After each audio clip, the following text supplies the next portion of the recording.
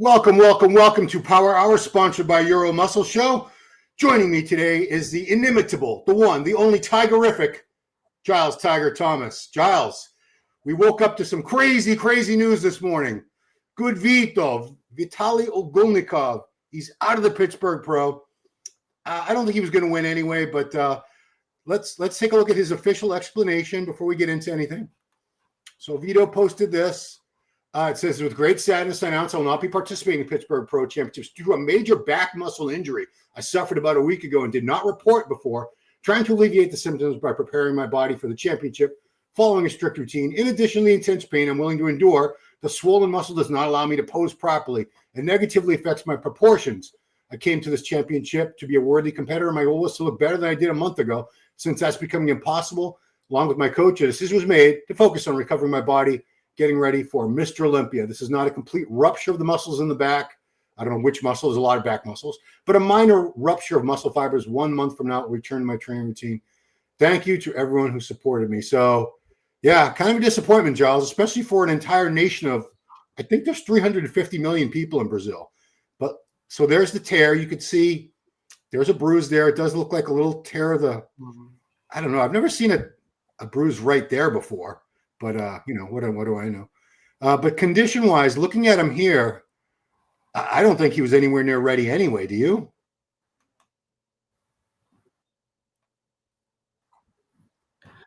Hang on a minute. It was a week ago that he posted that, where we all that filtered picture that Dennis James did the podcast on, and everyone was saying, oh, look at him. He's going to beat Nick. He's going to beat this guy and that guy. And I was thinking, like, okay, so that was a week ago. So, they choose carefully selected pictures. I mean, where is that picture anyway? Because everyone was losing their minds over it. It's like, oh, look, you can't filter that. It's, the flare on the lats and all that. Yes. But I mean, that one, I didn't change my opinion. I didn't change my opinion when I saw that, Ron. So hang on, when was that posted? Let's see. So that says, go back, Ron, come on. 5 days ago. So hang on a minute, he tore his lats a week ago. So when was that? Well, it says 10 days. So when was that picture taken? 10 days out. So that was this was a week ago. Okay. So now he's gonna okay. So yeah, this was a week out. But that's yeah. I cook my pictures, I don't know how to Photoshop, but that's, if those of you who edit your photos on Instagram, the structure thing, when you put it all the way to the right, that's structure all the way to the right there on the filtering. Yeah, but he looks freaking great in that shot, doesn't he? Yeah, he looks fantastic. But my opinion didn't change when I saw that picture because, I've just been going back and forth with some casual fans. I mean, I keep promising myself I'm not going to get pulled into these debates with these casual fans that, like remember 2 or 3 years ago, the crazy Nick Walker fans who thought he was going to win 10 Olympias, and I'm like. And you go on and you say anything to the contrary, and they just lose their minds, and they swarm you like a bunch of hungry sharks, and they're like, you're stupid. What do you know? And they try to really they're trying to goad you into sort of getting into an argument, and they'll say things that aren't true to try and trigger you and everything like that. And I'll go back and forth, just literally keeping my cool, spitting facts. But I personally, I didn't have him in the top 5. I mean, people say, oh yeah, he would have been top 5, top 3. It's like, okay, realistically. Who's he beating? Top 5. Who's he beating? Is he going to beat Derek? Is he going to beat Nick? Is he going to beat Martin? Is he going to beat Bonac? Considering how good Bonac looked in Detroit. Crizo looks absolutely. Look. I know that obviously his body's been probably flooded with cortisol, and he's probably freaked out and he's smoothed out a bit. So in those pictures, I'm not going to expect his body to be. What happens when the body is injured and under stress, and also the stress he's feeling. He's going to be. I remember when Rulli tore his shoulder, and he went in. He was supposed to be competing, and then he went in, and he just looked like he was full blown off season. And this was the same day he'd torn it, or the day after, or whatever. Look, see that looks nothing like that picture he posted. That's that front double bicep. No. But like I said, he's not just holding water; he's holding body fat there. Yeah. Yeah. So unless he's been pigging out for the last week, that's not just water. So I kind of expected that to see that when I found out he got the injury, because sometimes what bodybuilders are like, they'll try and hope for the best, hope that they can make it on stage, and they'll put ice on it and stuff like that. But you can see he's clearly blown his diet in the last week. But obviously he's under a lot of stress. I feel like he should have announced that he wasn't doing it maybe a little bit sooner, but maybe he was kind of hoping But remember Nick? Do you remember Nick's stomach? You know, when he was when he announced he wasn't doing the Olympian, he was crying on that video at home. I mean, he looked like his waist was what it looked like his waist was wider, you know, more circumference than his chest. You know, and this is a guy that was supposed to be competing. You know, so I had no illusions that he's going to be top 5. And to be honest, I think this is a good thing for him because now he's qualified for the Olympia. He can rest up. He can ride off the hype from winning the Arnold Brazil.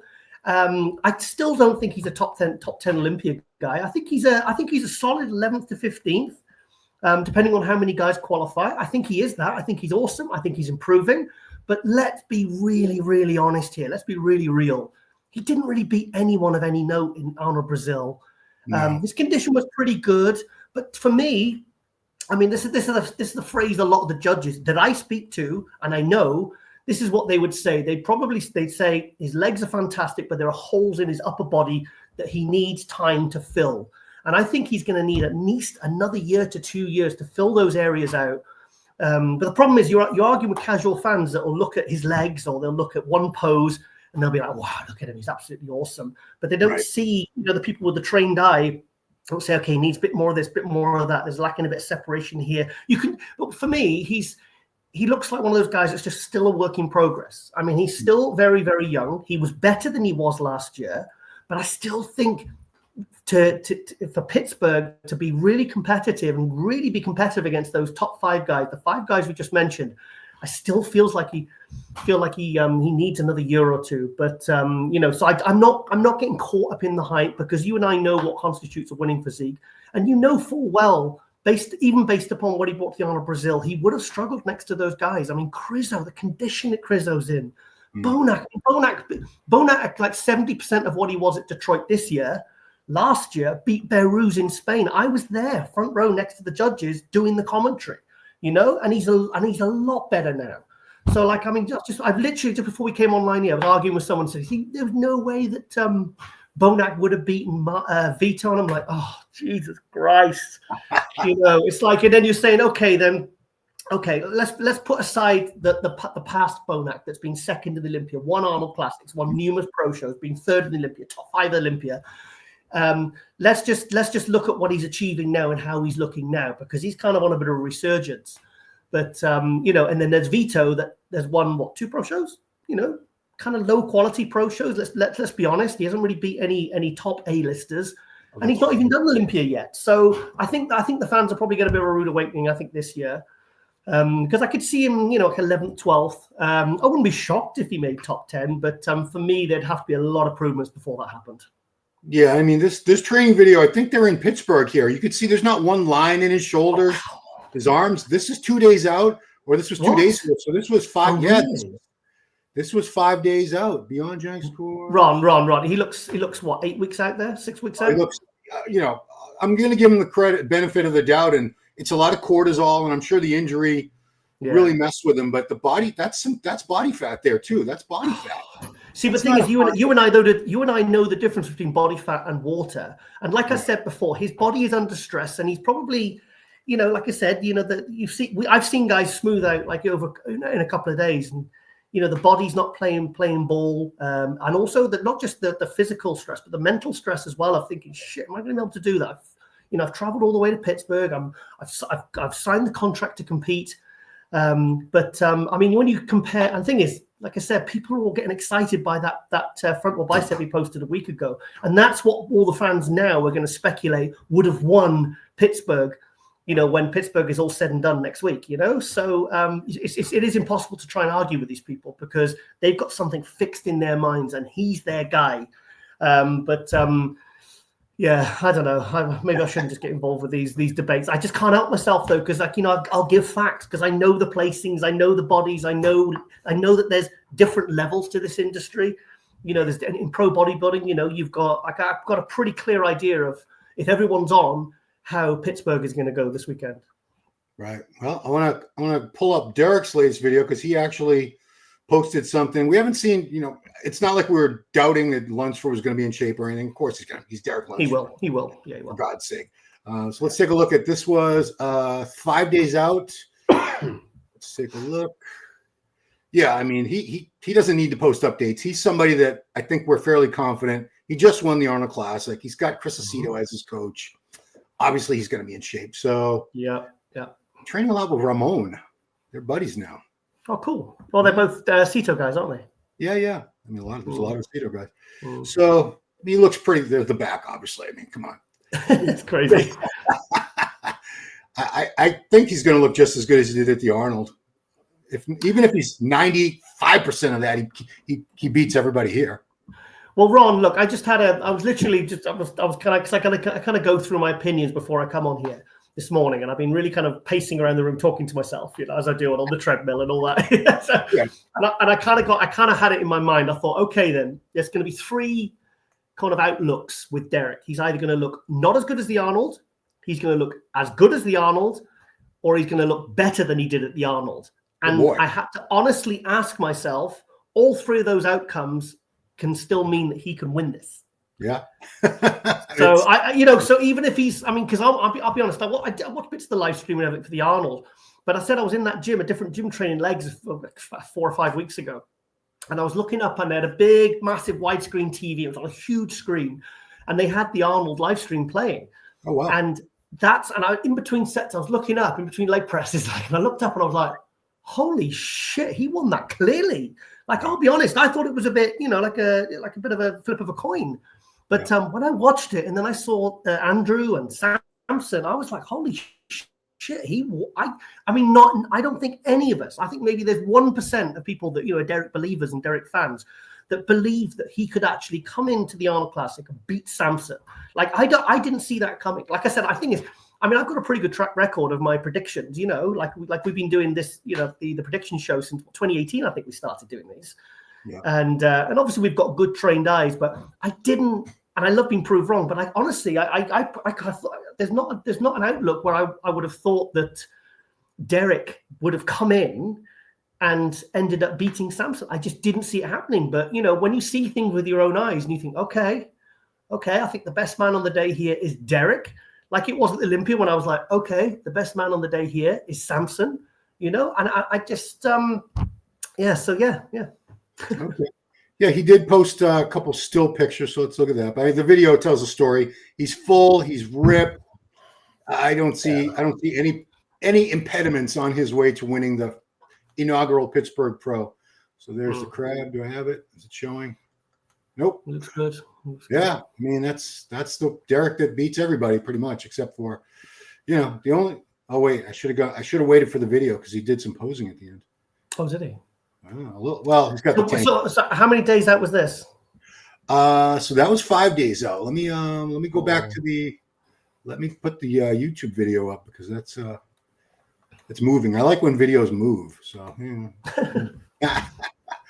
so Derek Lynch. We'll do our predictions at the end. Obviously, I don't think they're going to change a whole lot. So, I'm pretty. Yeah, I flip flopped a little bit on first and second. Oh, okay. Yeah, that's right. Well, you're not the only one. We've been hearing even Dennis James and Milos kind of. They see Nick having a legitimate shot now, but shape, Derek. I interviewed Kriesel last night, and I wish Derek had all that detail in the shoulders and the arms and the chest. Oh, I'm so glad you said that because I would have got a lot of shit for saying that. I'd have said, "Oh, he's pro-European, he's pro this." But for me, the most impressive conditioning out of all the Pittsburgh guys has been Kriesel. And again, I will applaud him for having all the detail and separation and conditioning and fibrous. He's probably got some of the biggest arms in bodybuilding right now, and they're rock hard. So basically, obviously, what I'm trying to say is there's nothing going in those shoulders and arms. Because as you know, I'm not going to mention names, but these people know who they are. There are a lot of bodybuilders now, and they're just, I think because some of them maybe are just jabbing every day. They'll just go, okay, I'll just pop it in my shoulder. No one will notice. I'll pop it in my lats. I'll pop it in my, in my arms, and no one will notice. But unfortunately, and I'll be honest, the only reason I bring that up is not because I'm trying to be a dick and point it out. It's because if I can see it, somebody that's been around a long time, these trained judges who are told to look for these things, because I've spoken to, obviously, I'm going to be in Sweden this weekend. I'm going to be with the judges. We're going to be having dinner afterwards. I talk to them. I ask them about the way they judge and what they look for. And when you've got so many top guys who are absolute champions of champions at the top level, like Pittsburgh will be in this top 5 this weekend, you know, the thing they're not looking for is, oh, how did he look last year? How did he? That doesn't matter. It's not about paying your dues. It's about who you're compared to and who looks the best. So it doesn't matter what you've won or anything like that. And also they're looking for the flaws so they can go, oh, thank God, it's close between Derek and Nick, but you know, Derek or Nick has got this that I don't like about their physique, and that's something so that's going to give me my reason to put Derek or Nick ahead of each other or somebody else, say. Like I said, I'm just trying to make a point, basically. So yeah, they're just, like I said, if I can spot things like that, then sure as hell they are. Of course. You know, and I'm glad you said that, because I hear all these stupid conspiracy theories. They're gonna expect this from Nick or Derek. It's not about expecting. It's how they look on that day compared to everyone else, and they're not judging Nick or Derek or Martin on how they looked at their last show. Exactly. Otherwise, Derek wouldn't have got third at the Olympia. He would have been second. Yeah. They would have said, okay, Samson looks a bit better, but he's Mr. Olympia. Ramy in 2022, when they gave him 5th, he showed up. And if that had been his first Olympia, I mean, to be honest, would he have even been 5th if that was Ramy's first Olympia in 22? Nope. I don't think so. I think Samson would have beaten him. I think a few other people would have beaten him. Yeah. But yeah, I just and the thing is, I think that's the question I'm asking myself now is, so say Derek turns up and he doesn't quite peak as well as he did at the Arnold Classic. Is that still enough to beat Nick, Martin, Bonac, and Crizzo? That's the question I've kind of got in my mind now, because I don't think he's going to miss. But you know, like Ronnie said, he says you can't really peak bang on more than once a year, and Derek kind of did nail it at the Arnold, and that was only how many was it? I can't remember, 6-8 weeks ago or something. 8 weeks ago. Yeah, so maybe the body, and thing is, and also let's be perfectly honest here. Like, you know, when you've been on pre-contest, you're going to be on gear for at least 12 weeks before the show. Sure. Then you've got another show 8 weeks, so you're not going to be coming off for those 4 or 5 weeks. You're going to be staying on. Now, you know, I've done it when I've done 4 shows in a row, and I've literally been on gear for like 4 or 5 months, and I'm telling you, by the end, you either get sick or and it reflects in your health and how you feel, but also your body gets stubborn. The receptors get saturated, and also the body just gets tired. So, like, Derek has taken a huge gamble this year by doing this show. I really hope he doesn't do the New York Pro. I really don't.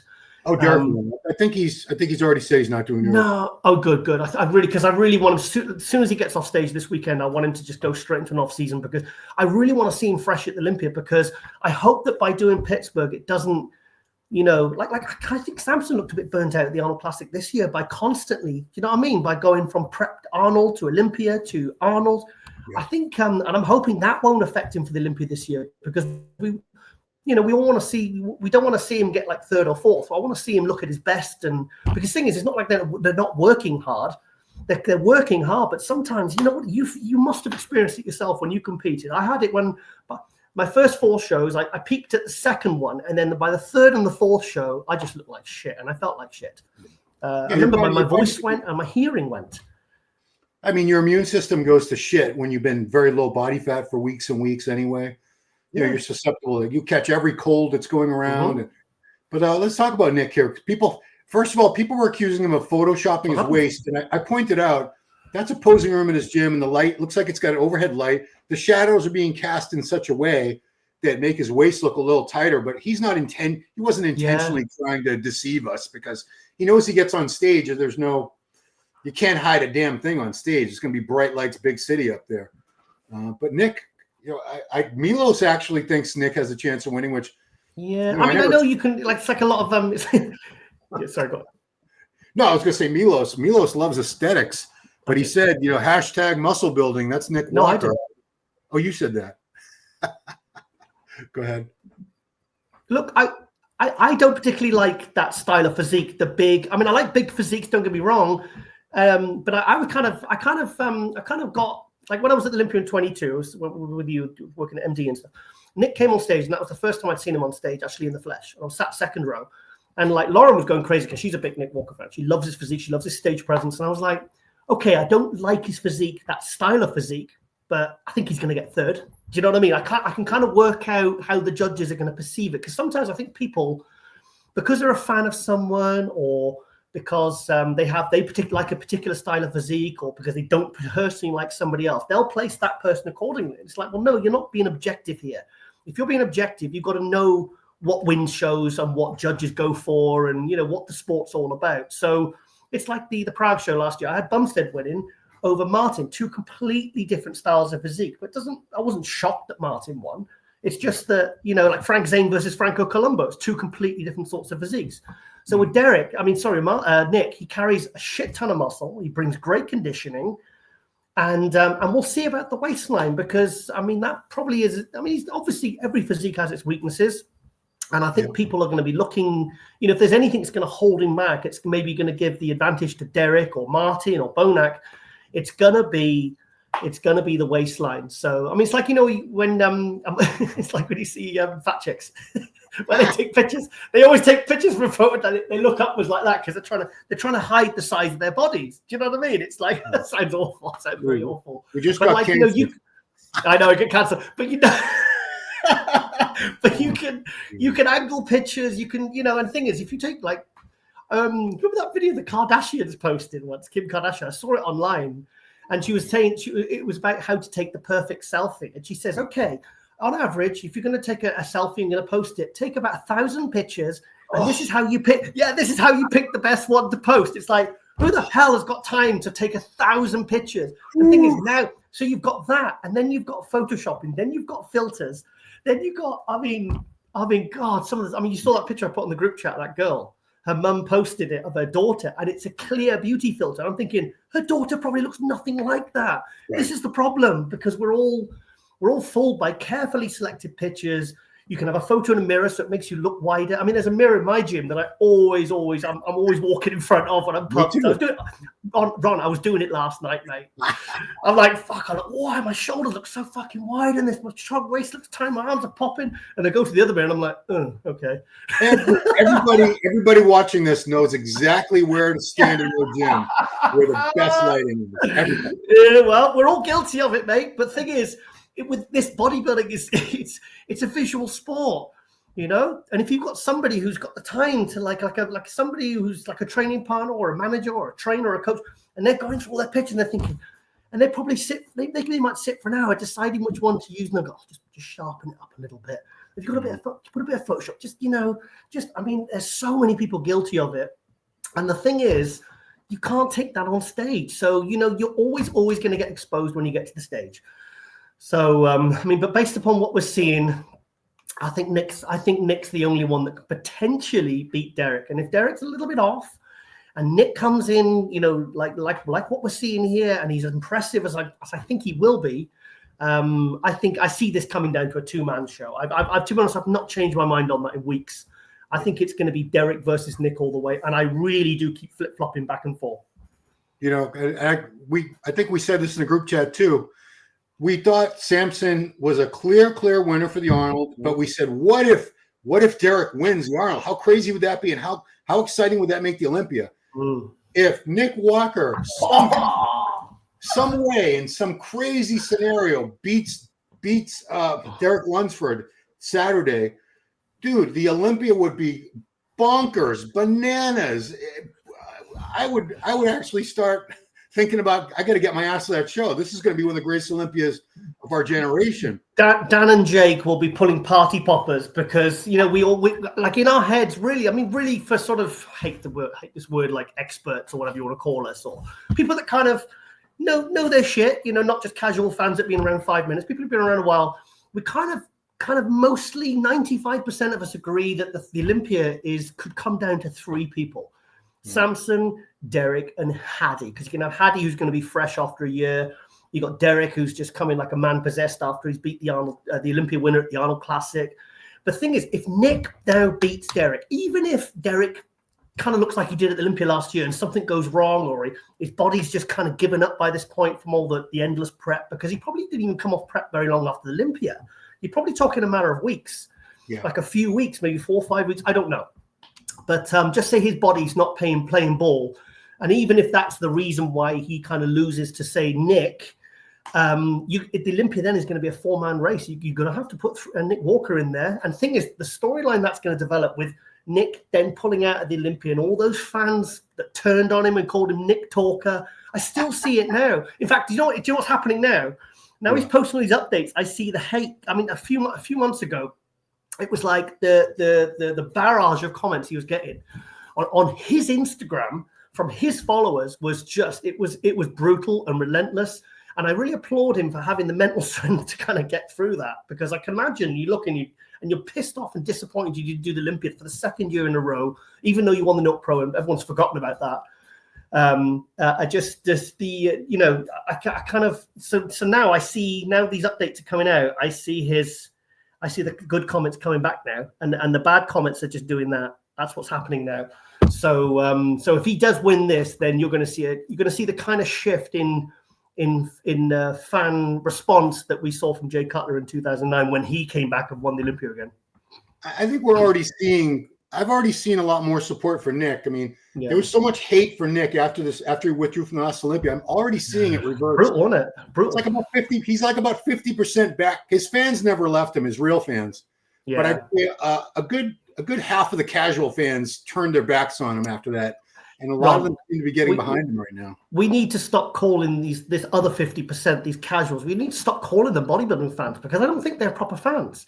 Because I think if you're a proper fan of bodybuilding, not just one particular guy, then you have to look at things objectively, and you have to look at things like an analyst would and say, okay, like having the argument that there's no way that Bonac would have beaten Vito, and it's like, okay, well, let's look at the. I was literally just before I came on here, look at the statistics.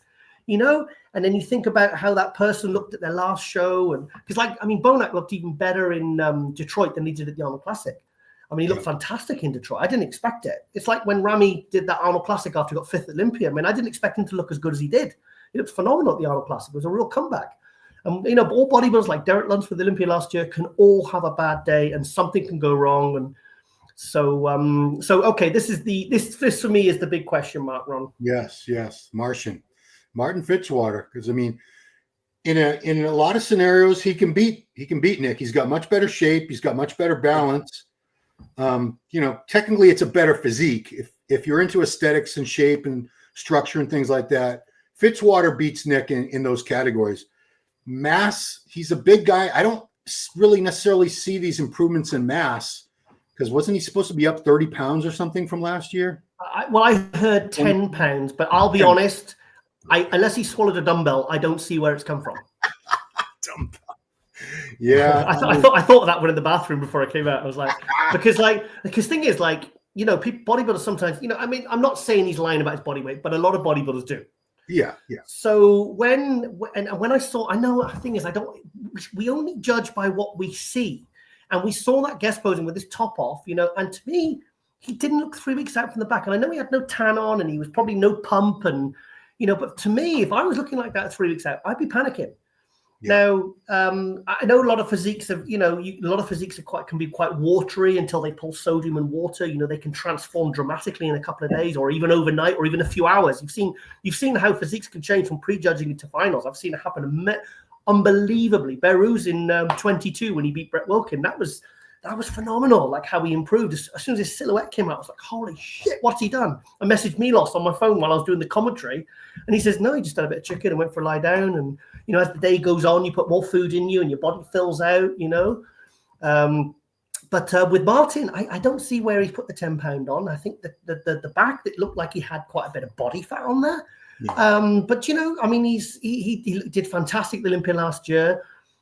He won Prague. And I think he's has he got the best rear lat spread in bodybuilding right now? I mean, it's up there with Derek. It can stand next to Derek, and Derek's back blows everyone away pretty much right now. Yeah, true. But I've got a question mark over Martin, because I don't know how he's going to look, because you never know how someone's improved until they actually walk on stage, and it's that first look that you give them. That's when you look at them and go, okay, I see it now. But sometimes, when we look at pictures and videos, and but I saw a picture of him just posing with just literally his upper body, Yeah. And he looked really tired. He had like dark circles. He's got it there. Look at his face here. I mean, the dark circles around his eyes. He looks tired. To me, he looks tired. And I'm sure that's probably, some would say that's how you need to look when you're on a hard prep, when you're going to that dark place and you're really working hard. Yeah. So I'll be honest, Martin will likely be third, but I don't know, because if he's not improved or he's not as good as he was at the Olympia, I think Bonac will beat him, mate. I really do. And I know we've been on the comments, we've been told they were absolutely crazy for saying that. How dare you? Yeah, no, seriously, no, because I get it. Because I mean, it wouldn't be out of the question that he could come in and win this. Yeah. You know, that wouldn't be. I wouldn't be like absolutely outraged or shocked, because you know he arguably should have beat Derek at the Olympia last year. Yeah. You know, and this is only like a few months later. So let's see. But if I was a gambling man, I would say, okay, then Martin's probably going to be third. But you know, he was close to Nick last year, and but I've just got a feeling, and the thing is, like, we've just been talking about Vito and that frontal bicep, when then you see a video of him training in Pittsburgh, and you think, well, that looks nothing like that picture. Correct. So, like, I try and absorb everything that I see and you know, experience and stuff you're showing me on here. And I try to formulate opinion as best I can. But Martin, I honestly can't say, because some of the stuff I've seen, I'm just like, you know, then you see something of Crizzo and he's just fucking fibers are popping and everything, you know, but arguably hasn't got as good a physique as Martin. He doesn't. No. Yeah, I don't know. I'm conflicted. What's your take, Ron? Well, I just want to say that when I saw that guest posing, like everyone else, I was like, oh, no, he's behind. Yeah, he's not going to be in shape for this. And looking at this, I know it's not a full body posing picture, but the face tells you a lot, as we both know. That is I think we stopped using the term death face after bodybuilders started dropping like flies during COVID, but that's a proper contest condition face. That's like a skull. His eyes are about 3 inches sunken back into his skull. He's got the hollows in the cheeks. Do you think you could see the shoulders and the arms? This is a couple days ago. He's probably a little bit flat. I think he just looks tired. Oh, he's definitely. I don't. Honestly, no. I don't mean probably not. Oh God, I'm gonna get so much shit for this. I don't mean it in a bad way, but like, he looks like his eyes are sunken, but it doesn't look like his face is sunken. So I might be wrong, but to me, I don't know. I think he's had a lot of work to do the last 3 weeks, and I really, really hope, because you can do a lot in 3 weeks. I mean, God, yeah. I mean, I prepped for a show in 5 weeks before from scratch. I've done it 5.5 weeks. I did it and I was shredded. And things with, he's got a very good coach who's not going to let him miss, because kind of, I mean, I was with Chris Cormier and AJ and stuff at the Prague show. We sat having dinner in the restaurant, and we shouted over to Stefan and Martin. And I think AJ said a comment about, are you going to coach so-and-so? I won't mention the guy's name. And he says, no, he says, I only want to work with the future. And he pointed towards Martin, because he realizes that Martin is a kind of his main, probably one of his main guys now, who literally has come into his first Olympia and took 4th place, which is incredible.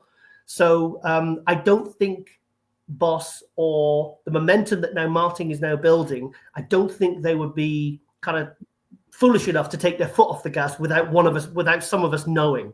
Right. Because I think he would have 6 weeks out, if he looked like he was behind, that Stefan would be like, right, we need to really pull the stops out now to get you in condition. But like I said, we can only go upon what we see. And that guest posing, I was worried, I was worried. But let's be optimistic, and because I think we all want to see these guys at their best run. Yeah. So this is a guy that could be as high as third, I think, like I said, I think top 2 is it's a 2-man show. Some people are the Martin fans are very upset when we say that, I know. But Nick's he's going to be hard to beat. I'm not saying it's a given, but I see Derek as the clear winner. After that, I see the strongest runner-up as Nick. It could be Martin, depending on what happens. But yeah, could happen. Yeah, I perfectly accept that. But we can't write Bonac off. I mean, this guy's a proven entity. He's still holding on to fantastic condition and size, shape, all the things that have made him a champion all these years. These are recent pictures. He's there with his supplement brand, I guess. He's holding a picture of there. Yeah. I mean, we know what he looks like. This was Detroit. If he shows up looking a little better than Detroit, because I think he could have been a little sharper in Detroit. He was good enough to win fairly easily. But, yeah, I mean, when was this? This was a week ago. we know what he looks like. Thing is with Bonac, right? I mean, I remember back in 2017 when he got third at Olympia, I actually had him second over Ramy that year to Phil Heath. And then I went to the Old Europe. I went to that. That was the last one just after the split because it was really awkward because you had Weinberger and you had Raphael there and everyone was there and everyone was looking over their shoulder. It was a really weird atmosphere because the Arnold Europe was still had to be organized. Right. And it was everyone was like really jumpy and it was a real tense atmosphere. And then it was basically Bonac versus Ramy. And I've seen it in other shows where Bonac always seems to peak at the shows that really, really count. The Olympia, the Arnold. And then he does other shows afterwards and he always looks good, but not quite as good. But in the last year, he's flip-flopped it. He's now gone from someone that, like when he did Spain last year, he looked okay in Spain. He beat Beirut. He won. And then he went to Dubai and he looked so much better. I mean, he looked like the difference between the Arnold Classic this year and Detroit. It was that kind of difference. So I think he's flip-flopped it now. So if we take that into account, could he look even better than he did in Detroit? And if he does, then don't be shocked if he takes third. Don't be shocked if he takes third. Because you know me, I like separation. I like conditioning. And I think he's got superior conditioning and separation to Martin. Martin's a lot thicker. Martin's got nice aesthetics. Like his side shots are really nice. His side chest, his side tricep. But I'm telling you, I think people always. I've known Bonac compete. I saw him compete at the Arnold Amateur in Columbus, Ohio, in 2011, where he took third in heavyweight. And I'm telling you, every single year, as he's climbed, as he's won multiple Arnold Classics, he's been second and third at the Olympia. People never seem to give him the respect he deserves with where he's played. Every year they write him off, and every year he kind of proves people wrong. So I don't know why. I have no idea why, because this guy has got he's like a Dexter Jackson, that Sean Ray, that level of consistency. Like you never see him come into the Olympia and get 14th. Do you know what I mean? And then the next year jump up back up to third or something. He's very consistent. I've never seen him out of condition. So, and if he's nice and full and everything's popping and everything's working, I think I hope that he shuts a few people up. Yeah, I finally came to a theory as to why we forget about him or don't give him credit. Or I honestly think he's a victim of the social media age where he's not completely inactive on social media. But, these guys like Derek and Nick and Martin, they're putting out content all the time, videos, TikToks, Instagram Reels. That's not William. He's up there. He's over 40. Yeah. That's not him. Some guys just want to train and diet and show their best on stage. They're not so worried about, a video every day for the fans and all that. And that's why I think even I tend to sort of forget about him or think, or rate other guys higher than him when justifiably he should always be up there. There's accomplishments, that resume you just rattled off. Yeah. I mean, there was a couple of years. Was it 2020 when he dropped to 5th, and then 2021 was it he dropped to 9th? Was it? And he looked like he was on the slide. And it's like we're kind of not saying it, but we're kind of acknowledging, off camera that okay, he's probably on the downward spiral. And then you've got guys like I say, Bonac, Akeem, Brandon Curry, 3 guys that have all kind of done that, started to do that anyway, and then they all of a sudden come right back up again. So, so it just shows you that you can. I'm Dexter Jackson in 2012 when he got 5th. I was at the Arnold Classic with you, and he got 5th at the Arnold Classic in the Open, and he had this lower ab distension because apparently George Farah gave him hamburgers to carb up on. This is what I heard. This is 12, 13 years ago. Don't shoot me, guys.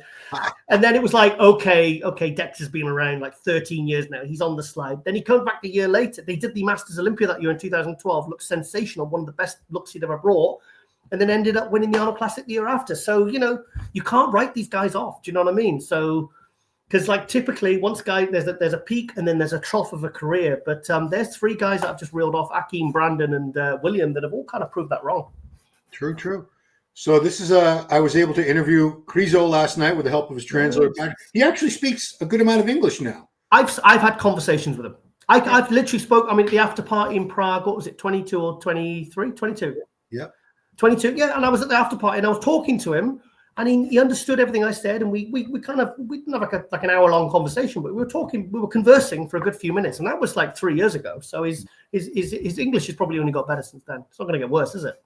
Yeah, because his translator, he did need the translator. It's not like we could have done the whole interview without him, but at times he would just pop in and start talking. I was like, oh, wow. Yeah, cool. Look at the arms. Look, I'm sorry, me. I love The arms, the fact that there's no shit in them and you can see every fiber and every grain of detail.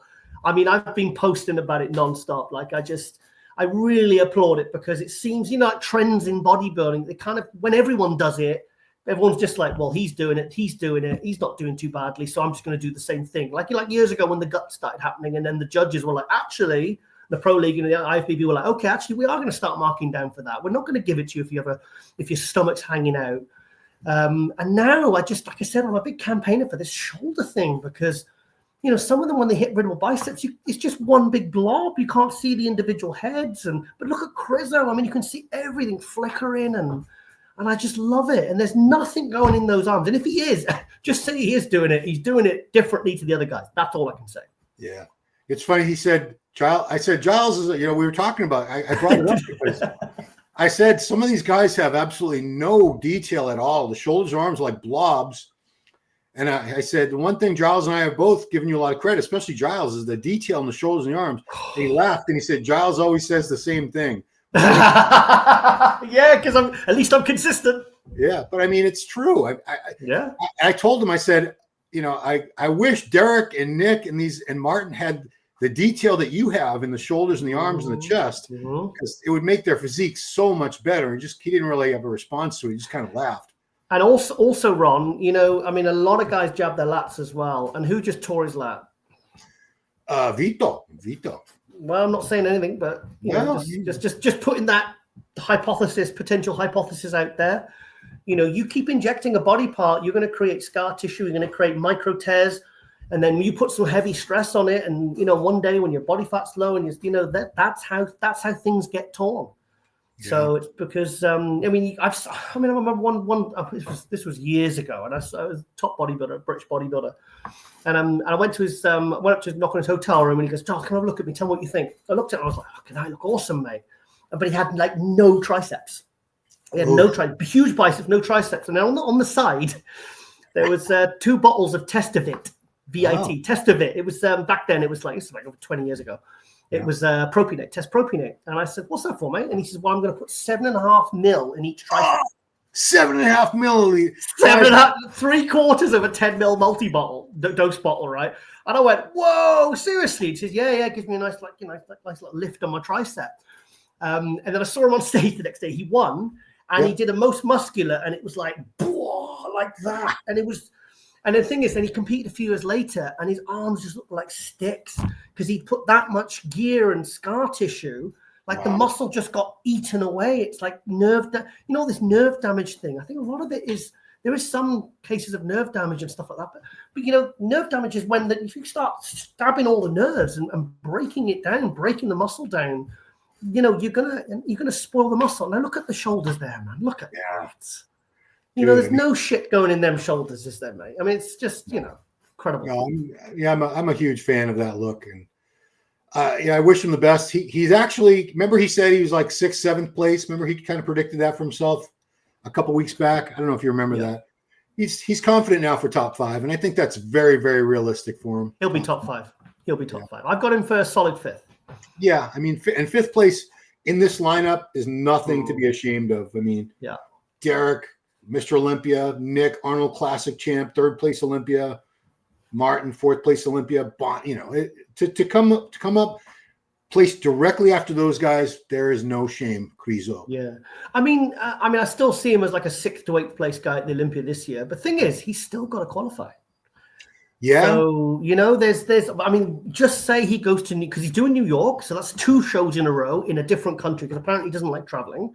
So that's going to be out of his comfort zone. So he's going to be not be tired, but he might not beat Nick at New York Pro. So he's not going to qualify. So then you think, well, where does he go from there? Is he going to go to Toronto? He's got Spain. We got 4 shows, 4 weekends in a row. He could do Cal State. He could do Legion. Yeah. Then he's going to have to wait for Toronto or Dubai, and how long does he want to stay on prep for? Yeah, and then that's really eating into your Olympia prep, isn't it? So the thing is, like, guys can burn out, So then just say, I mean, we're talking like he's going to be a guaranteed top 6, top 8 Olympia guy, but he might not even qualify. So he needs to really think strategically now upon what shows he needs to do rather than just doing shows willy-nilly. He has to think about shows that he can realistically go in and do what Andrew did at FIBO. Just jump into a show because he's seen the lineup and thinks, okay, last minute, I'm going to jump in and get my qualification. Because like people like Andrew and stuff like that now and Vito, they chose really, really well. You know, I mean, you had Andrew who did FIBO, who was it was shaky between him and Sassan. I mean, I love Sassan, but he's got no business beating someone like Andrew Jack, who's top 5 twice at the Olympia. You know, this is a guy who's never even won a pro show, who's very good. But, you know, he shouldn't have really, statistically, he shouldn't have been coming close to someone like an Andrew. So my point is, Crizzo needs to think strategically. I don't think he'll pull out a New York Pro because, you know, probably, you know, he's committed to that now. He's over in America. But I think for the third show, I think he really, really needs to think carefully. Otherwise, potentially, you might not see him at the Olympia this year. Yeah, I mean, we've said it before. Every year now, there's going to be a couple guys who don't make it to the Olympia because they just get stopped by someone else. And sometimes it's somebody who's already qualified for the Olympia, but they want to keep winning shows and making money. And why? Who are we to say, how dare you do that? How dare you? Derek might just go completely apeshit and just go and do every show. It's like, you don't know. You don't know. I didn't think Andrew was going to jump into FIBO, and I speak to Andrew quite frequently. I didn't see that happening. So unexpected things can happen. I didn't think Vito was going to pull out this weekend, but that happened. So, yeah. So let's, I don't want to go through any more open because I want to talk a little bit about Classic. And here's my front runner, which I don't think is crazy at all. Terrence Ruffin, Rough Diesel, took a full season off, put some needed size on. I don't really see any problems with him going on and winning this show. Uh-huh. This is the best version of him. I thought he had a fantastic physique years ago, and now I think it's even better that the upper body's just a little bit fuller. Yeah, with Terrence, I said this before. Like I remember seeing him at the Olympia a few times in Classic, and when he came out by himself, you're like, you and me were probably. I remember a couple of times going, "Whoa, look at that! He's that perfect Classic. He looks amazing. He's going to win this." And then the rest of the lineup comes out, the Bumsteads, the Brions, and all that, and he kind of gets lost in the lineup. I kind of lose him. I have to really look for him. Whereas when he stood by himself, you're like, wow. So, but the thing is, when he came out in the rest of the line, he did look like he looked kind of small, you know, classic in condition, beautiful presentation, but he did look kind of small. So last year, when he took that year off, yes, he kind of stepped out of the limelight for a little bit, but I think looking at this now, it was absolutely the right decision for him to do because he's come back with the size that he kind of needed to kind of really, because I think he's not just competitive for this. I think he's a potential to battle with Mike Summerfield and Ramon and all these other guys and and you know and Joe Sammer and all these other guys, Michael DeBull, for actually winning the Olympia this year, especially now it's vacant now that Bumstead. So everyone's going to be bringing their A game. Yeah. So, you know, because I mean, before they're probably thinking, oh, well, let's go for second, you know, because, you know, Bumstead was so awesome. But like now this plan of his, I mean, I wonder if he knew that Bumstead was going to retire because he couldn't have timed this any better. True. You think about it. You think about with Bumstead retiring and him taking this year off, this could be his year. So he needs to win this one and win this quite well. He didn't even need to win it convincingly. He just needs to win it. Go do the New York Pro, win it, come and do the tour with me. and then he needs to, I think personally, I can see him. I mean, even Tyler said that on one of the videos. He said, I think with the extra size that Terrence has now clearly put on, with the conditioning and the quality that you know he's going to bring, and from all the updates we've seen, you know that he's now a real serious. I mean, he's been second Olympia. He's won the Arnold Classics, 2 Arnold Classics. So you know that he's now a serious contender to win the Olympia. And for me, you know, we have the debate about what is classic and what isn't classic, and Terrence is 100% classic. And do not even get me started on the beautiful conditioning and posing. Oh my God. Yeah, I mean, very, very. I don't know if he's the best poser, but he's one of the only people. Oh, he is. He is. Well, name me somebody better. Yeah, and I can't. So, do you know what? Sometimes people say things, right? And it's and like you say, well, you know, give me an alternative to that, or tell me who could. And sometimes you put people on the spot, and that's why I get into a lot of arguments on social media, because you actually give them the realistic, like Vito can win. It's like, really, he's going to be these guys, you know? Like you said about so and so could be top 10, and I'm like, well, I can think of 12 guys that he'd probably struggle to get past. So that's your top 10 at Olympia if they all show up and they're all on. You know, sometimes you got to think about it. You got to have that data in your head and all the the names, and and there's always people we forget about that are already qualified. So yeah. So who has a chance of beating? Because everyone's got a chance, but I want to go to the 23-year-old from Spain, Josema. Come on, where did I go? Amazing. Yeah, so he's won a few pro shows already. He was 22 when he got 6th place at the Olympia at his Olympia debut last year. 22 years old. He turned 23 a couple weeks later. This kid's fantastic. Again, you want to argue about what's classic? Look at that shot right there. Look at that vacuum, the lats, tape, those lats bulging, the arms. He's got everything. Along with Calderon, I think he's Spain's best bodybuilder, surely. I'll have to really think about this, but I think that he's probably Spain, along with Andrew Calderon, like I said, in the 212. Yeah. He's probably their best athlete right now. But I saw Josema on stage, and I was chatting to him backstage at the Empro show last year when I did the commentary. And he's fantastic. I was really excited to see him when I heard he was doing it. He's bloody impressive. That shot he does where he does the relax with the intercostals and the obliques and the serratus and stuff. I mean, he's and you know me, I'm a stickler for condition. And I mean, that kid, I bet off season he's sharper than some guys even are on stage, But he's so impressive. And, sometimes we forget that he is 23. I mean, that is great. He is incredible. He's incredible. And I think I can only see him moving up this year. So Terence will have his hands full definitely with Josema. He could potentially, yes, he could beat Ruffin. I don't see it happening personally because I don't think Ruffin's going to miss. I don't think Josema's going to miss either because they're both very consistent in terms of their conditioning. But this is going to be an interesting battle, this one. And there's one other guy I know you're going to bring up next. There's somebody else who I think is, to be honest, is one of the most exciting prospects for the Classic this year, and I'm very, very excited about him.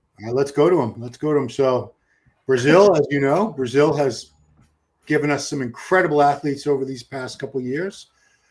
Oh, where did I put him? So we're talking about Caike. Is that who you thought I was going to bring up? Caike, yeah. Caike Pro. He was in Boston for years. That's where he started off because we have a very large Brazilian population here, but he's now I think he's in Florida. It's hard. Someone's going to roast me in the comments for not knowing where everybody lives, but like it matters. But these aren't the greatest shots. He looks a little flat here, but geez, this was a men's physique pro. This is going to be his classic debut. He took some time off, put a little bit more size on. He was one of those guys that was kind of already starting to be a little too big for men's physique anyway. So I'm glad that he, got the memo from all us cranky old guys and decided to move up to the classic division. Look at that. Look at the delts. Ron, his update's been blowing my mind. I remember interviewing him for Global back in 2018, 2019. It was AJ that would really had to talk me into having a men's physique guy on the show. I was like, no, I'm not interested. And we had him and we kind of, got a bit of a bond going in with you. And I bumped into him last year in Prague and had a nice chat with him. And I think he was off season there. He's really big, man. He's a really big guy.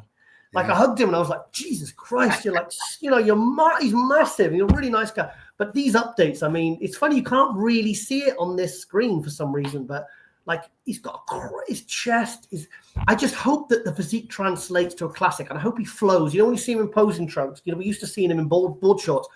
If he really, really flows, he could cause Josema, 2 top 6 and Ruffin, 2 top 6 Olympia guys. He could really, really give them. I think he's really going to push them. I wouldn't be blown out of my mind if he actually beat them.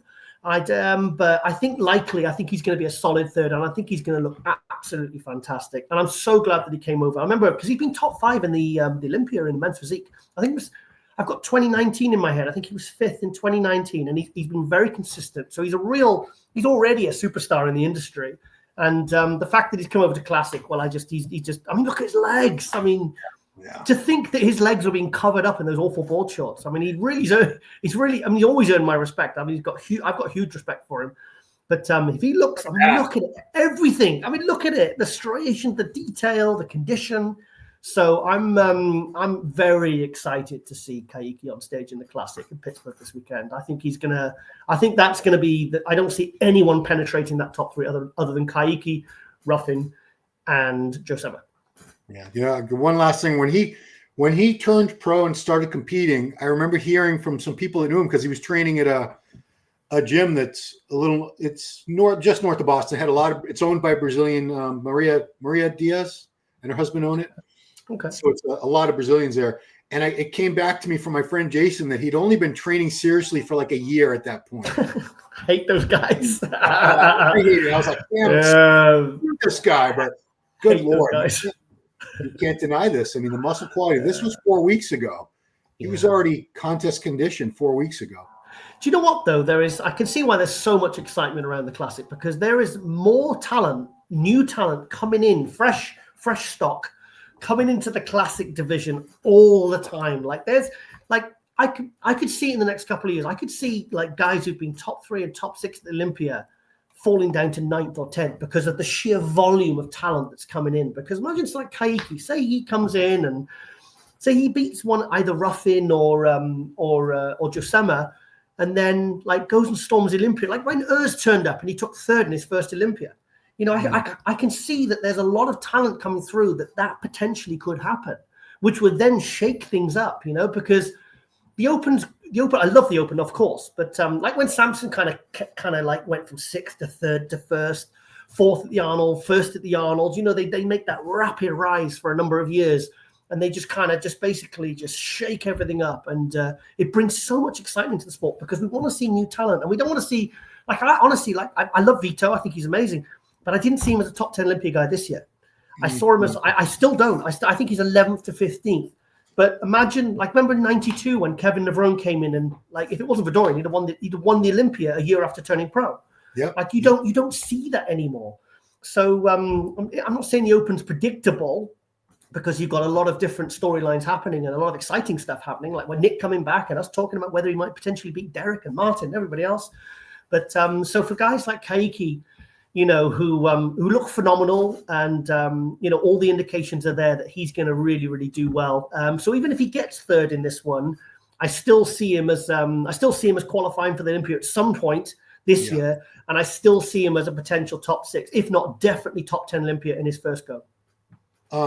You know, when I looked at the IFBB schedule, I made a whole video showing people how many Olympia qualifiers they had for each division, and Classic had over 90 shows this year. You can qualify 90.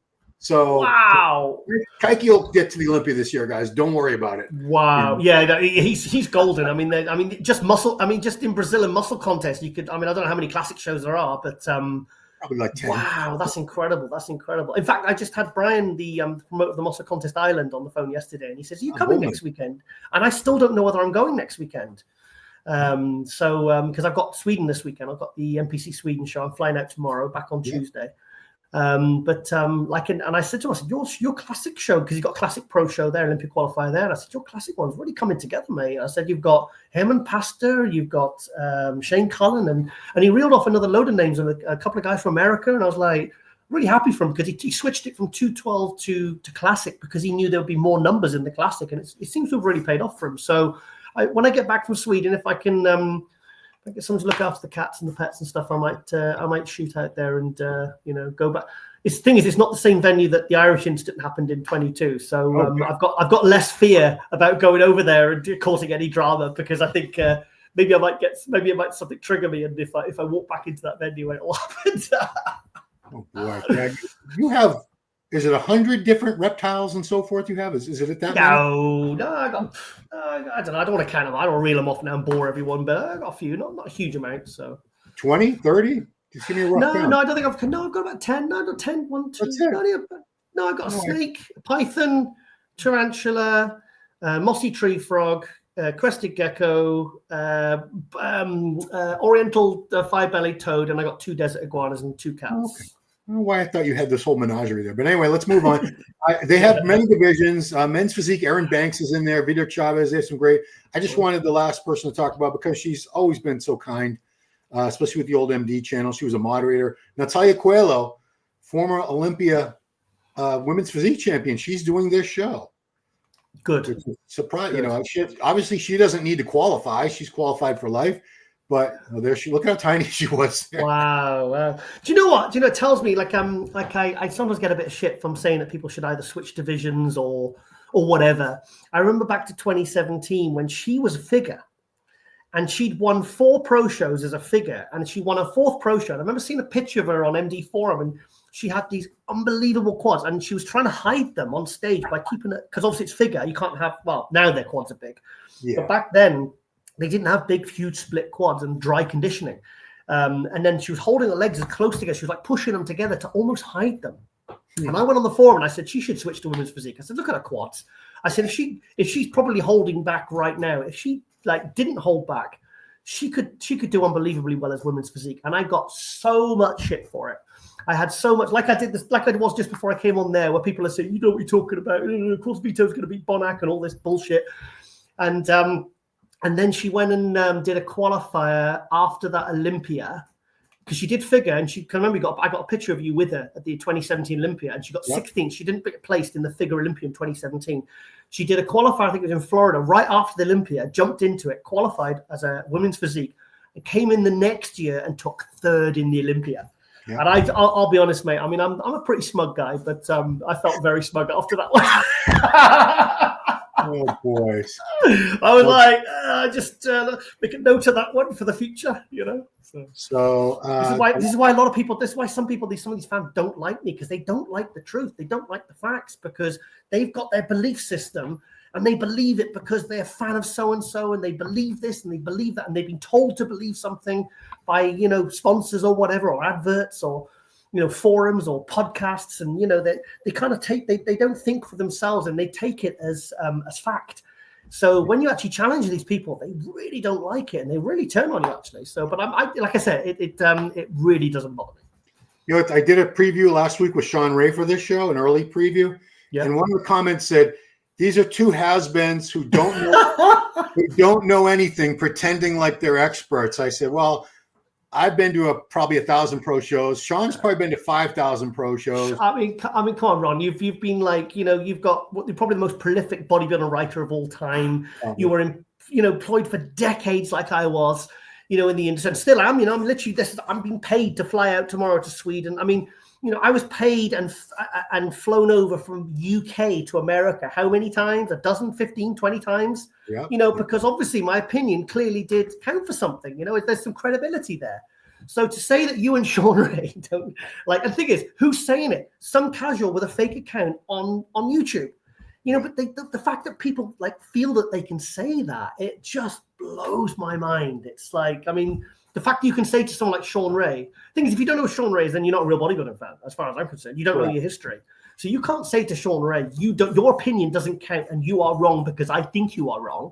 That to me is the very definition of idiocy. I'm trying to find the post. They announced, oh, here we go. So live stream was announced 2 days ago, as I knew it would be. And of course, it's Gilco. It's going to be awesome. Yeah, you called it. So guys, right there I have a banner there for the website, Pittsburgh Pro. pittspowerfit.com. You can get the stream. There's going to be 2 different streams. All the men's event, the men's categories are going on Saturday starting at 9 a.m. Eastern. That's $29.99. It's not free. Sorry. You know, Fuad and the Arnold Classic did free web streams, so live streams. So everyone's like, well, why can't everyone do it for free? Well, maybe they could, but why were they going to throw away a chance to make some cash? So do you think this show is, it looks like it's going to be a bloody big show, big expo, Sam Sulek, all these other like stars are there. It looks like it's going to hit the ground running, this one. So, I mean, could this be a show that like rivals the Arnold Classic in years to come? I mean, already. The thing is, hang on, they've got the same organizational team that the Arnold Classic used to have when it was run by the, what's their name? The Lorimers. It's the same organizer, because I get the emails for the press releases and all that, and saying, you know, if you're applying for press credentials. So these are not, they've teamed up with some pretty serious people that are very well connected in the industry. So I expect this show to be, you know, like the Arnold Classic the first year in '89, they said there was like Gaspar, a couple of tables. That was the expo. It was a couple of tables, a couple of small trade stands, and within a few years it blew up and it just grew. I can see the same happening to Pittsburgh, mate. I think this is going to be, I mean, already with the prize money, it's attracting the big names. So this is a show that, let's give it 2 or 3 years. I mean, maybe it might rival the Arnold Classic, maybe even the Olympia. Well, they're starting off with $100,000 first prize, which I think the only other show after Arnold and Olympia. I think, is Dubai giving away 100,000 as well? 140. Oh, 140 for first prize? Yeah, that's what I read today. Anyway, I don't know whether a few people said it as well, so it must be true. Well, a few casual fans said so. It must be true. Well, regardless, yeah, they're coming out, like you said, they're coming out of the gate very strong with a Mr. Olympia in the lineup, a lot of Olympians competing, big expo, big money. So props to Jim Mannion and the production team for making this for a first time show. It's going to be pretty spectacular, I'm sure. Oh, watch out for that! You just brought him up there, Richard Nagy, Nagy, Richard Nagy from Hungary. He's really good. He's been top 10 Olympia. I think he'll be in that first. He'll definitely be the guy before. He'll definitely be the guy before. He'll definitely be. Show Justin. That's Justin from Germany. Yeah, that Richard Nate, he'll be first call out. He'll be like probably third, fourth. Okay. He's good, really good. Is he open or classic? Classic. It's hard for me to tell these days, unless they have the right proper trunks on. I tell you something I would like to ask you. Who would you think would be seeing you've seen the full open lineup? Who do you think will take sixth at the Open? Oh, geez. Like who's the best of the rest? I mean, I know that Leandro guy that Vito, let's be honest, barely beat in. But is he the best of the rest? You've got like RPG, Ronald P. Gordon. There's some other goodness. There is Justin Muller. There's some other really good physiques in there. Like the second call out guys. No disrespect, but there's levels to this. Yeah, I'm trying to get back to where that list was. I mean, Ron Gordon's good. A little light in the legs. Justin from Germany's good. Yeah, he's coming up. Yeah, I mean, sixth place is wide open. I had Vito. That was Vito's spot, sixth place, as far as I was concerned. Oh, but no, there's a lot of casual fans that say that. Oh, here we go. Okay, so yeah. All right, so here it is. Let me try to do my best.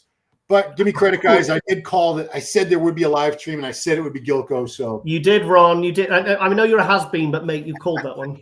I get 1/10 Mystic Tiger point for that. Yeah. Geez. So looking at this list here, God, Martin, Ron. I guess I'd go with Ron Gordon just based on what I've seen. This Justin from Germany, the young kid, he's only like 24. He's very good too. I think it's going to be one of those guys in sixth. What about Leandro? Yeah, Leandro, Justin. Leandro Perez. Yes, there's some. It's tough, but yeah. I haven't really changed my top five. I still have.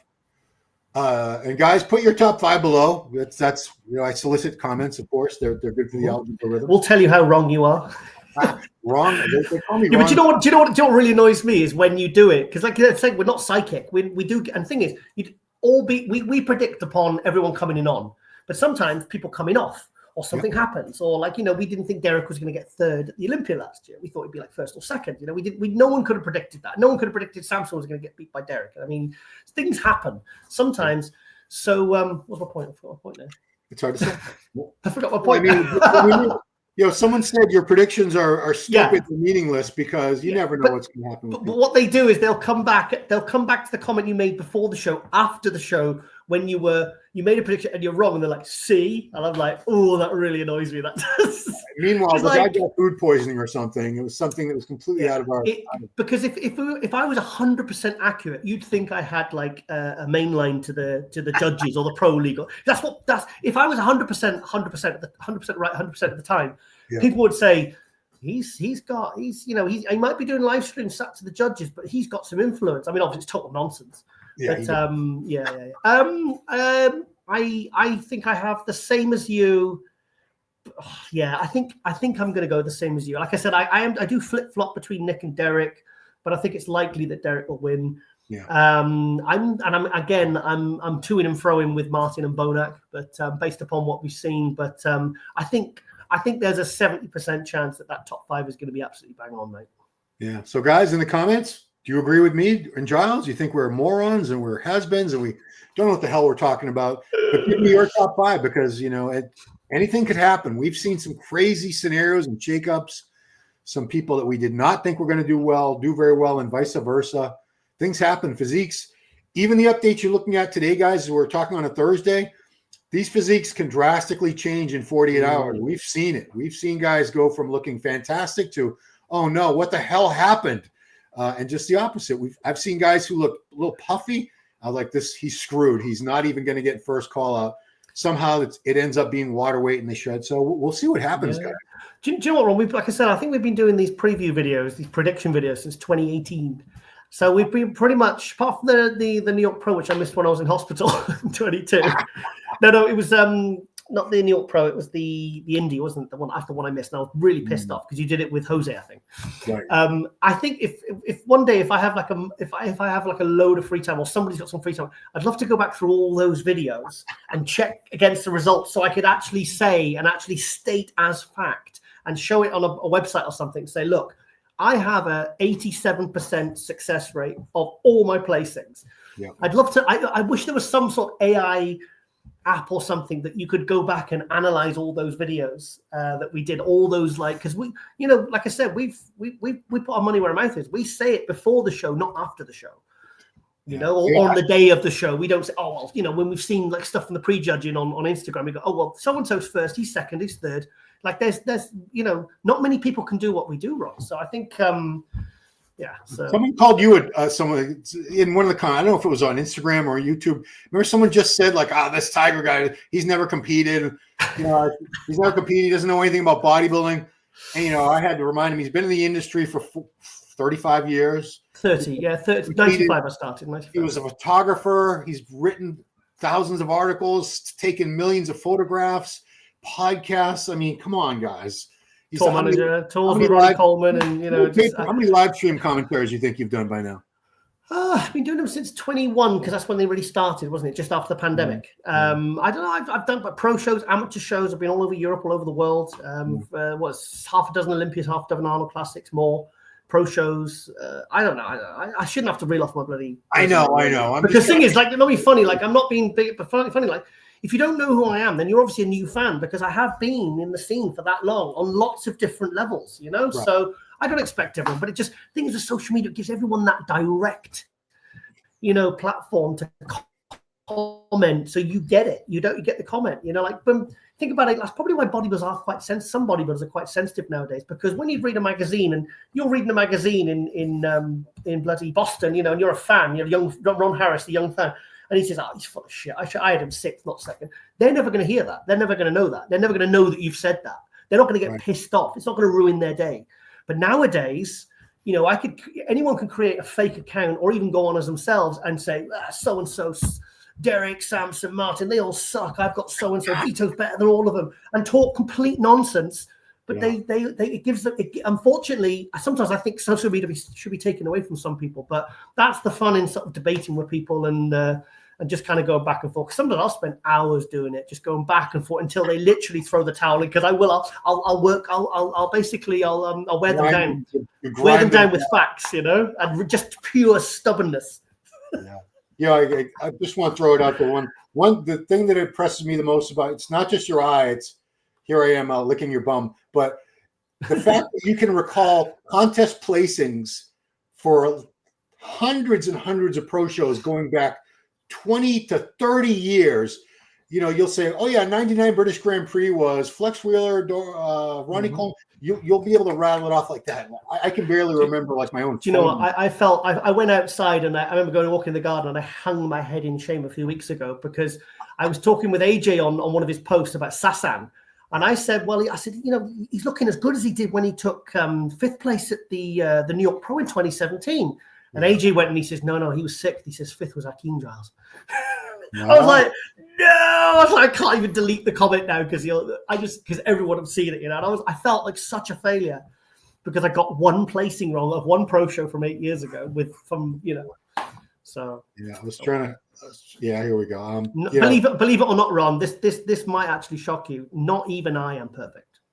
No, I know you're not. I don't want to end on a downer, but I know there's a lot of animal lovers. I love my dog. You love your animals. I just wanted to, because a lot of people knew about your cat and everything. I just want to give my condolences and show this cat. I saw him so many times when you were getting ready for podcasts. You'd have to kick him out of the room. He's your boy, Mayo. I just want to give a little tribute to Mayo because I know he was a great cat. Ron, my boy. Oh, bless him. How he was 12? He was 10, nearly 11. But he got kidney problems, and I'll be honest, that night when we had to take him, because he wouldn't make the night. When I took him to the vet, that was honestly one of the worst days of my life, because we had to bring him back in the basket and he'd gone. And I remember stroking his ears, and he felt cold. It was just, I miss him so much, mate. In fact, I've got him over there in the bag. I got his ashes back last week, and they do this service where they put his paw print onto these things, which you can then frame. They cut a bit of his fur off, and I've got his ashes, and I've had it there for over a week. I can't go near it. I keep thinking I'm going to go and deal with it, but I keep avoiding it. So he was more, I've always had pets all my life. I've always had lots of pets, but then you have that one that you have that really special bond with. And that was Mayo. He wasn't like a cat. He was more like I don't know what he was. He was just an amazing little being. I miss him so much. Yeah. I mean, a lot of you guys watching, you have a dog or a cat, or you've had dogs or cats. I had a Shih Tzu dog for almost 19 years. And when we had to put her down, I don't know if I should be ashamed to say this, but I cried harder that day when in there with the vet than I did. Sorry. Oh my God. For people that I've lost, like aunts, uncles. I get it, mate. I totally get it. Ron. Yeah, I get it. I mean, it hits you hard because Ron, yeah. Sorry. Go ahead. Yeah, I mean, that's all I want to say. I to be honest, I mean, obviously I lost my parents. I lost my mum in 21 to cancer. A week after we buried her, we realized something was wrong with Dad. A year and a half later, he died. And obviously, I was very close to my dad. I wasn't really that close to my mum. I don't really grow up with her. We had a tricky relationship, but something about you, some part of you, I think I've looked at it really analytically, and I think it's got to do with how much interaction you have on a daily basis. Like I didn't live with my dad since I was 18, and I was close to my dad, but you got to go off and you do your own thing, and you have your own lives, but then you have something like I work from home, and you interact with something with a real positive relationship. They make you laugh, you feel good. They bring out the kind of the good qualities, the caring, nurturing, loving, caring side, which is kind of what we all want to, there's no negativity. Like sometimes people you have in your life, they bring out like really bad sides in you, that you become a victim of that environment, but when you have something like a cat, you really bond with it, and you just feel nothing but joy and happiness. You can, it's when you then remove that from your life, it's fucking horrible, mate. So I get it. I remember you were saying about Chewy, mate. I remember. Yeah, I mean, dogs and cats, they're pure love and devotion. They're always happy to see you. It's just love and positivity. There's no downsides. A lot of people, when you've had a bad day, they can't wait to get home to their dog or their cat. Yeah. Well, Maya was like a dog, because I come back from the gym, and if he wasn't at the door, like waiting for me, I used to run through the house, and I'd say to Lauren, I said, "Where's my child?" I used to say, "Where's my child?" And I'd go in him, and I was so affectionate with him. He was like, I was more affectionate with him than I with Lauren. I was really like, he slept in between us every night. I couldn't nap without him. I'd have to find him if he wasn't on the bed and bring him with me and bring him in close. And I think the thing is, if you really go deeply into it, if I really talked at length about this, I kind of think even myself is saying, you're nuts for saying this. But, some people that do have that bond, they kind of understand it. Like you talk about Chewy, and I know exactly what you mean, mate. 100%. I mean, my dog now, Branch, I mean, he's 7 years, six. So he's got some good years left in him, but it's like when I'm already dreading the day, and I know hopefully it's going to be many years from now, but I'm already dreading the day when something happens and maybe we have to put him down. It's inevitable. These animals, they don't live as long as we do. It's I wish they could. Well, thing is, unless you get like a tortoise or a parrot that lives to 100, that's the price you pay, because I mean, what the cats live 18, 20 years. And Maya nearly died 5 years ago from kidney problems. And then we went a year later because he had some viral thing. And I said, "Oh, it's his kidneys, is it?" And he went, "No, he's got some, we've given him some antibiotics, he'll be fine in 2 weeks." And he's fine. He said the kidneys had healed. So that was a progressive disease that should have killed him 5 years ago. Wow. So really, I got 5 years extra. So, and I've got the other 2 cats, which I really, I'm putting extra attention in, because the girl cat, his sister was fine, but the boy cat, he for a good 4 or 5 days afterwards, he was acting differently, very, very differently. Like cats and dogs are much more empathetic than we realize, but certainly cats, because people think dogs are the only empathetic ones and stuff, but actually, I think all animals are. Yeah. Well, you mentioned tortoise, so the last thing I'm going to say about animals is, did you know that the same tortoise was owned by Charles Darwin and Steve Irwin, the late crocodile hunter? They both This tortoise is like 300 years old. Really, 300? Well, it's over 200 years old. It's still alive. They can live for like 250 years, I think, a tortoise. I'm going to get one as a pet, or I'll get a Greenland shark because they live to about 400 years. Their heart beats about once a minute or something, and they exist in really, really cold water. That's why their heart beats so slowly. Yeah. But I tell you another completely unconnected thing. I was at Nando's the other day, and I was chatting to the manager, and he was showing me pictures of his because he was a Pakistani guy, and he was showing me a picture of his grandfather that was 115 years old. Oof. And he showed me a picture, and I would have said that guy was no older than 70. What? 115. Good Lord. Yeah. And I couldn't believe it. I was like, well, where is he? He said, that's that guy's not 115. So I was asking him all about the kind of diet they ate and their lifestyle. Yeah, it's really interesting. Well, I'm sure he wasn't a 300-pound bodybuilder, this guy. Yeah. I don't think there are many of those will live to 115 if they stay at 300 pounds. But so Ron, I'm off to NPC Sweden tomorrow for the GASP crew. Like I always do the live stream commentary with Mina Pajilati and Ashkan Agili. So I'm very excited about that. Yeah. Haven't done any packing or anything yet. So, but I'm the sort of person that packs about 2 minutes before I leave. So I just go, done. When you travel that much, you know not to overpack or. So tomorrow I'm going to go straight to the gym. I think Hunter's going to be there. Brett Wilkin, one of the other top guys. Oh, Branch Warren's going to be there. So I'm looking forward to that tomorrow. So I've got a taxi right from because they picked me up in like a limo with a driver. Oh, and wow. I said to her, like, because they usually take me straight to the gym. So I messaged. She says, "I'll take you to the hotel." I said, "No, I want to go straight to the gym. I want to train arms." So yeah, because I'm doing legs tonight because I normally do that on a Saturday. I've switched it round. So I said, no. She said, I'll change the pickup so it takes you straight to the gym. Right. So, and then we're all going out for dinner tomorrow night. So I'm really excited about that. Lauren's in South Africa, so she's not coming this year. Wow. So she's out there for a month with her family. So well, as you can see, guys, that's a free live stream on npcsweden.com. Mm-hmm. So you can watch. We our views because Ashkan, whilst we're actually doing it, because we have green screen, because they actually superimpose us. There's a camera on us. I didn't realize this till about halfway through the show last year. You go backstage and it's on a big screen and you see us like live on the screen. So I was making sure I wasn't like picking my nose or like slouching or like or just looking bored, when like bikini's on or something. Yeah. But oh no, they're gonna be doing the fit body, aren't they?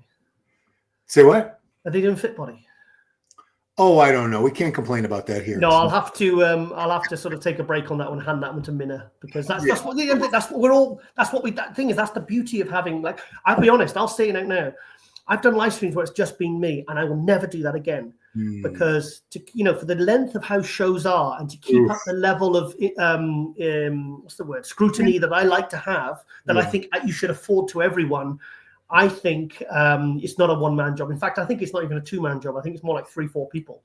So you can rotate it, keep the energy up. Because like I said, I like to give the same level of attention of the people on stage to the first as I do to the last. And sometimes these shows go on for, especially amateur shows, 12-hour days, mate. You're there at 9 in the morning. You're sometimes not finished till 8, 9, 10 o'clock at night. So depending on the size of the show. And the thing is, all these shows are growing. These NPC shows, they're getting bigger and bigger. I mean, So yeah, but I love the Sweden trips, and to be honest, I think this is I'll also say this. I think this is the only amateur one that I will continue to do because I have such a nice time over there. I like to do the pro shows; that's my favorite one. But also, the amateurs actually appreciate your commentary more. The pros will actually you'll hear back, or you'll hear from other people that they're not happy with what I said or did.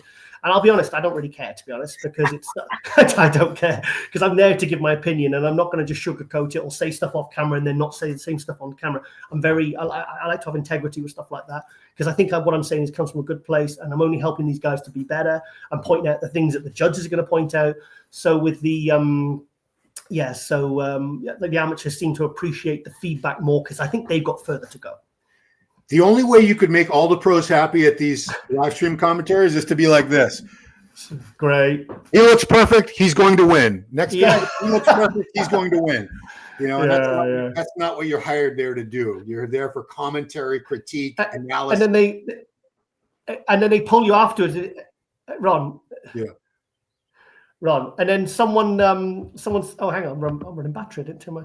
And then someone says to you afterwards, Giles, you had 14 people in your top 3. You had 14 people winning that same category.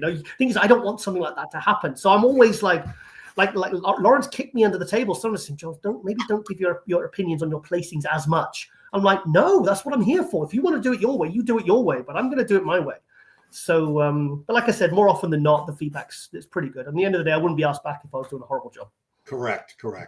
Well, that's it. The power hour has almost gone into an hour and a half. Jesus. So I'm going to let you start packing for the NPC Sweden. Say hi to Michael Johansson and Branch and all those great people that are going to be over there. Wish I was going. I can't even watch the Pittsburgh Pro because I'm going to be busy. Oh, maybe I can show you this. Have you got the right mic turned on this week?